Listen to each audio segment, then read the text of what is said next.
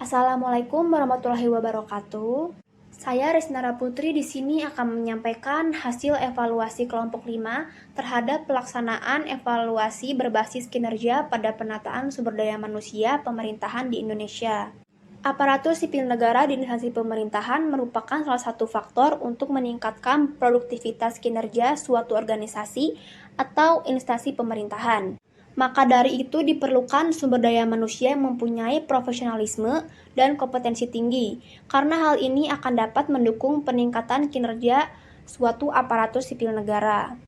Aparatur sipil negara merupakan unsur aparatur yang bertugas memberikan pelayanan kepada masyarakat secara profesional, jujur, adil dan merata dalam penyelenggara tugas negara, pemerintah dan pembangunan. Evaluasi penilaian kinerja aparatur sipil negara adalah penilaian secara periodik pelaksanaan pekerjaan seorang aparatur sipil negara. Dalam penilaian penyelesaian uraian pekerjaan, penilai mempergunakan standar alat ukur hasil yang dicapai dan perilaku yang dilakukan baik di dalam maupun di luar sebagai pekerja karyawan.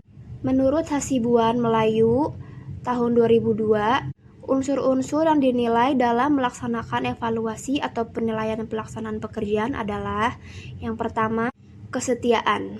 Kesetiaan ini adalah penilaian mengukur kesetiaan pegawai terhadap pekerjaannya, jabatan, dan organisasi. Kedua, prestasi kerja. Prestasi kerja adalah di mana penilai menilai hasil kerja yang baik, kualitas maupun kuantitas yang dapat dihasilkan pegawai tersebut dari uraian pekerjaannya. Ketiga, ada kejujuran. Kejujuran ini adalah di mana penilai menilai kejujuran dalam melaksanakan tugasnya untuk memenuhi perjanjian bagi dirinya sendiri maupun terhadap orang lain seperti kepada para bawahannya. Keempat, ada ketaatan. Ketaatan ini adalah kesanggupan seorang aparatur sipil negara untuk menaati segala peraturan perundang-undangan. Evaluasi kinerja ini sendiri merupakan sasaran untuk memperbaiki kinerja pegawai yang tidak melakukan tugasnya dengan baik dalam organisasi. Banyak organisasi berusaha mencapai sasaran atau kedudukan yang baik dan terpercaya dalam bidangnya. Kinerja sangat tergantung dari para pelaksanaannya, yaitu para pegawai, agar mereka mencapai sasaran yang telah ditetapkan oleh organisasi dalam planning accordingly. Perhatian hendaknya ditujukan kepada kinerja suatu konsepsi atau wawasan bagaimana kinerja agar mencapai yang terbaik. Hal ini berarti bahwa kita harus melaksanakan kegiatan dan membina mereka sama pentingnya dan sama berharganya dengan kegiatan organisasi. Jadi fokusnya adalah kepada kegiatan bagaimana usaha untuk memperbaiki dan meningkatkan kinerja dalam melaksanakan kegiatan sehari-hari. Untuk mencapai itu, perlu diubah cara bekerja sama dan bagaimana melihat atau meninjau kinerja itu sendiri. Dengan demikian, pimpinan dan pegawai yang bertanggung jawab langsung dalam pelaksanaan evaluasi kinerja harus pula dievaluasi secara periodik. Pelayanan publik di kecamatan. Pekerjaan aparatur sipil negara di tingkat kecamatan banyak berurusan dengan hal-hal yang bersifat administratif, seperti pembuatan EKTP, kartu keluarga, legalisasi surat-surat, dan berbagai bentuk pelayanan publik lainnya. Esensi aparatur sipil negara sebagai aparatur negara yang memiliki kewajiban untuk melayani hak-hak sipil masyarakat sudah seharusnya menjalankan tugas dengan baik dan penuh tanggung jawab. Namun realitanya mutu kinerja aparatur sipil negara tidak sama pada tiap daerah.